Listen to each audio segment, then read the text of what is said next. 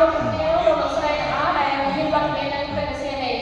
សូមជម្រាបជូនថាកម្មវិធីសម្រាប់នៅថ្ងៃស្អែកចាប់ផ្ដើមនៅពេលវេលាដដែលក្នុងម៉ោងដដែលនៅទីកន្លែងដដែល